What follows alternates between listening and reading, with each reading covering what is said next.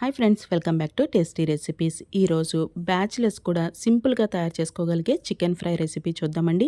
Evening snacks లాగా కూడా తినొచ్చు. అలాగే మనకి పప్పు, సాంబార్ లాంటి వాటిలోకి కాంబినేషన్గా కూడా చాలా బాగుంటుంది.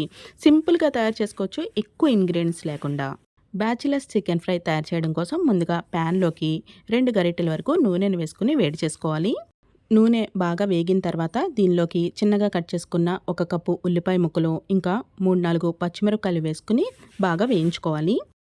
నాన్ వెజ్వి ఎప్పుడైనా ఫ్రై చేసుకున్నప్పుడు దీనికి పచ్చిమిర్చి, కరివేపాకు కాంబినేషన్ ఉంటే చాలా బాగుంటుందండి. అందుకని ఫ్రెష్ కరివేపాకు కూడా వేసుకుని వేయించుకోవాలి. ఉల్లిపాయ ముక్కలు ఒకసారి గరిటతో కలుపుకుని 1 పావు టీ స్పూన్ వరకు పసుపు కూడా వేసుకుని కలుపుకోవాలి. ఉల్లిపాయ ముక్కలు మూత పెట్టుకుని మగ్గించుకుంటే త్వరగా సాఫ్ట్గా అయిపోతాయి. అందుకని మూత పెట్టేసుకుని మగ్గించుకోవాలి. మధ్య మధ్యలో మూత తీసుకుని చెక్ చేసుకుని ఉల్లిపాయ ముక్కలు మగ్గిన తర్వాత మూత తీసేసుకుని ఇంకా కొంచెం సేపు గరిటతో కలుపుకుని ఫ్రై చేసుకోవాలి. ఉల్లిపాయ ముక్కలు కొంచెం కలర్ చేంజ్ అయ్యి ఆయిల్ కొంచెం బయటకు వస్తున్నప్పుడు దీనిలోకి 1 టీ స్పూన్ వరకు అల్లం వెల్లుల్లి పేస్ట్ వేసుకుని వేయించుకోవాలి. అల్లం వెల్లుల్లి పేస్ట్ ముందే నూనెలో కాకుండా ఇలా ఉల్లిపాయలో వేసుకుంటే టేస్ట్ అయితే చాలా బాగుంటుంది. చికెన్ ఫ్రై బాగా ఫ్రై అయిపోవాలి. మనం స్నాక్స్ లాగా తినడానికి అనుకుంటే ఉల్లిపాయ ముక్కలు ఇంకా ఫ్రై అవ్వాలండి. అలా కాకుండా కొంచెం రైస్లోకి కలుపుకోవచ్చు, లేదంటే పప్పు సాంబార్లోకి కాంబినేషన్గా అయితే ఫ్రై అలా యూస్ చేసుకోవచ్చు అనుకుంటే ఉల్లిపాయ ఇలా ఉన్నప్పుడు దీనిలోకి కడిగి శుభ్రం చేసుకున్న 1 పావు కేజీ చికెన్ని వేసుకోవాలి. చికెన్ వేసేటప్పుడు స్టవ్ని హై ఫ్లేమ్లో పెట్టుకుని చికెన్ అంతా వేసేసిన తర్వాత ఒక 5 నిమిషాల పాటు గరిటతో కంటిన్యూస్గా కలుపుకుంటుంటే చికెన్ వెంటనే ఉడికిపోతుంది. 5 నిమిషాలకి ఇలా చికెన్ ఉడికిపోయిన తర్వాత మూత పెట్టుకుని ఉడికించుకోవాలి. ఇలా మూత పెట్టుకుని ఉడికించుకుంటే చికెన్ లోపలంతా కూడా సాఫ్ట్గా ఉడికిపోతుంది. మధ్య మధ్యలో మూత తీసుకుని చికెన్ మెత్తగా ఉడికిందో లేదో చెక్ చేసుకుంటూ ఉండాలి. చికెన్ లోపల కూడా బాగానే ఉడికిపోయిందండి. ఇప్పుడు దీనిలోకి ఉప్పు, కారం కూడా వేసేసుకోవాలి.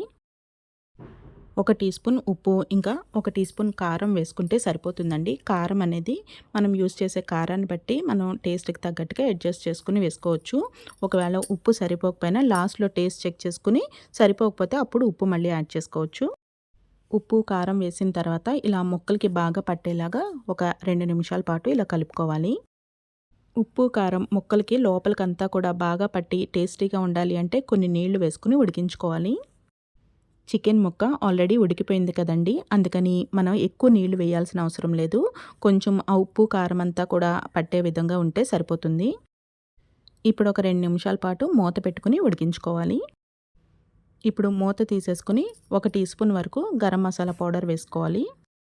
గరం మసాలా పౌడర్ ఇలా లాస్ట్లో వేసుకుంటే చికెన్ టేస్ట్, ఆ ఫ్లేవర్ అంతా కూడా చాలా డిఫరెంట్గా ఉంటుంది. ఇప్పుడు స్టవ్ని మీడియం ఫ్లేమ్ నుంచి హై ఫ్లేమ్ నుంచి మీడియం ఫ్లేమ్కి అడ్జస్ట్ చేసుకుంటూ చికెన్ని ఫ్రై చేసుకోవాలి.